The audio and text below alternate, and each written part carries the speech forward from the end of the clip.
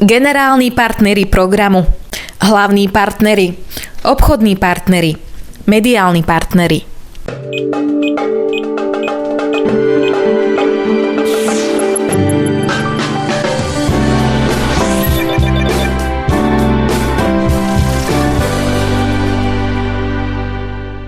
Aj tento rok sa na hradzi na Duchonke konal v poradí 9. ročník 6-hodinového tanečného maratónu, v ktorom sa predviedli tí, ktorí zbožňujú pohyb. Súťažilo sa o 600 eur a iné hodnotné ceny. Svoje tanečné schopnosti, nadanie a kondíciu prišlo ukázať množstvo súťažiacich z celého Slovenska. Konkurencia je veľmi vyrovnaná a v podstate oni podávajú tanečníci vynikajúce výkony.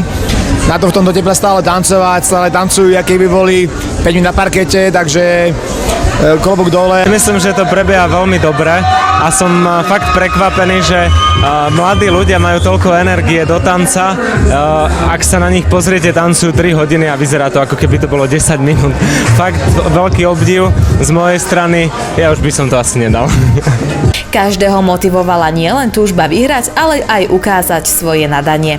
Podujatie prilákalo veľkú pozornosť širokej verejnosti, ale aj zúčastnených. Tento rok bolo prekvapením aj to, že hostil najviac tanečníkov spomedzi minulých ročníkov. Maratón v znamení tanca, zábavy a hudby nie je súťaž iba medzi tanečníkmi, ale aj súťaž jednotlivcov. Pocity tanečníkov boli jednoznačné. Tancovali sa minulý rok dobre a tento rok tiež dobre, počasie je lepšie ako minulý rok, takže je to dobre. Výborne, atmosféra super, pesničky dobre, takže... Výborne sa tancuje ešte večer na diskotéku, takže v pohode. Ale super, fajn sa zabáva, viac ide o zabavu, ako to niečo dostať.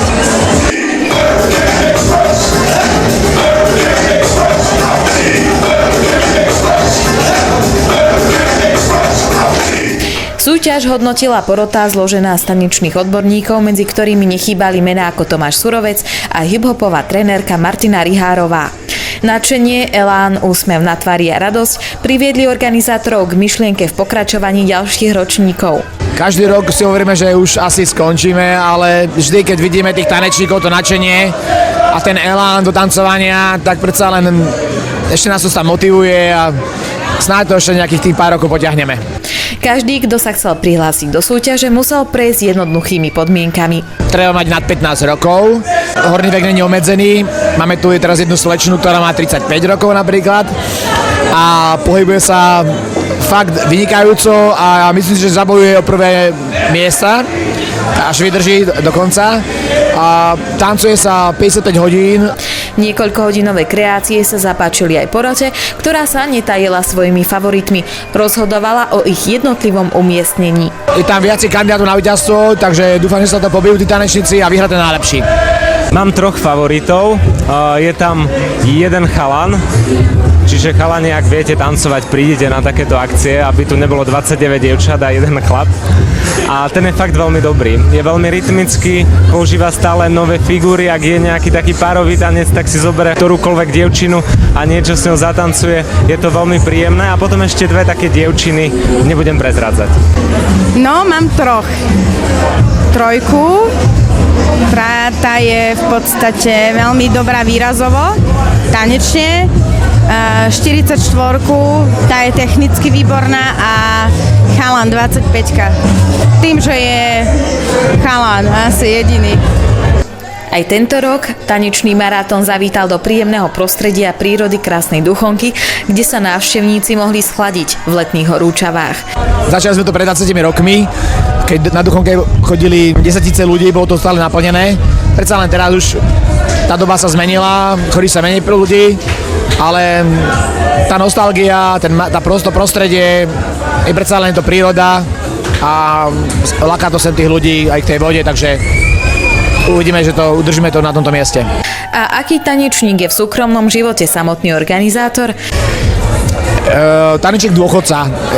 Už 20 rokov netancujem, tancoval som maratóny, aj súťaže a teraz sa iba pozerám. Niekedy hovorím, nás to vyprovokuje, ale v podstate tanec robím zo zábavy. Pokiaľ by ste chceli očariť jednu z porodkyň Martinu Rihárovu, tak by ste mali klásť veľký dôraz na to, čím si ju získate. Asi výraz. Výraz je veľmi dôležitý pre mňa. A ako hodnotí náročnosť tohto ročného maratónu? Slušné z toho dôvodu, že je výborná účasť.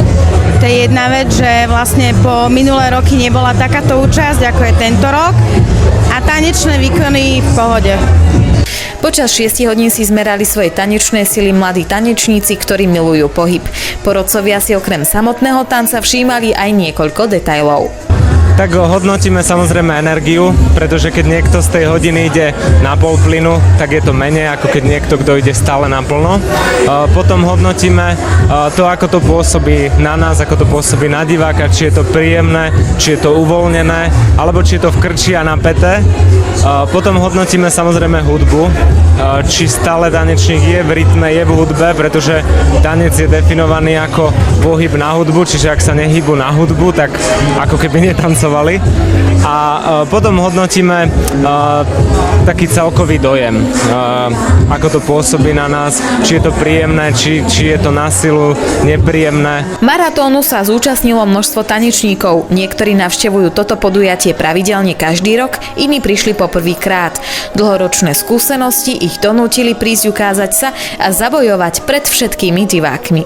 Tancu som sa dostal, keď som sa venoval tancu so súborom 10 rokov. Tancoval som country americký step a my sme sa ako súbor rozpadli a hľadal som na internete niečo, čiže viem, že existovali nejaké tie tanečné maratóny, ale v iných štátoch ako v Rakúsku, Švajčiarsku, Poľsku tie veľké, ale chcel som skúsiť niečo menšie, či je niečo na Slovensku. Tancujem od nejakých 12 rokov, tancovala som v tanečnej skupine a potom som založila vlastnú skupinu a potom som trénovala aj deti a tak mi to zostalo. Už som chcela ísť veľakrát aj minulý rok, ale aj s tanečnej ešte kamarátky, tak som sa rozhodla, že ja pôjdem tento rok. Od malička mamina ma naučila. Nie, viedla ma tancu a nejaká tá zuška, balet. A diskotéky. Ja, keď som bola malička, tak sused tancoval spoločenské tance a ma zavolal, že či by som mu nešla robiť partnerku, lebo nemá partnerku. A tak nejako rodičia, že aby som nebola úplne drevo, tak ma prihlásili na tanec a tak to nejako ostalo.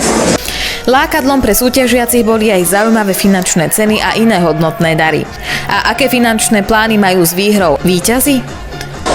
Asi by som zaplatila semester. Hlavne školu.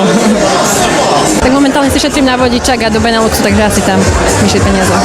Dostanem sa domov do Košic, to je hlavné, lebo cesta bola drahá. A neviem, už si s kamarátmi, držia mi palce ďaleko v Košiciach. Idem na dovolenku, jednoznačne idem na dovolenku.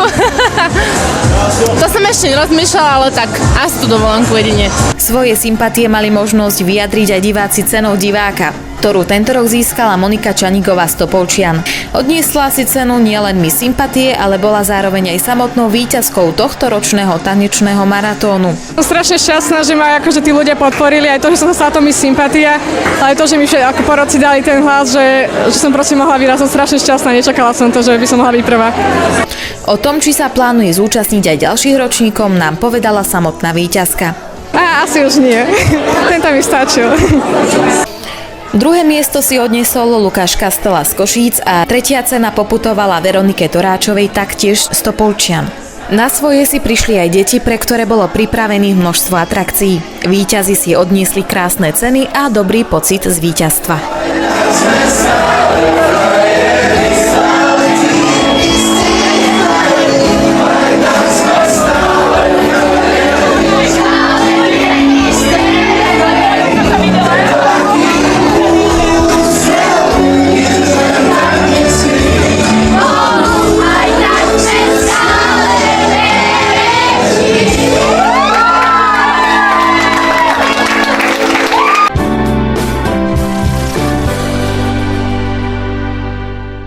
Generálni partneri programu, hlavní partneri, obchodní partneri, mediálni partneri.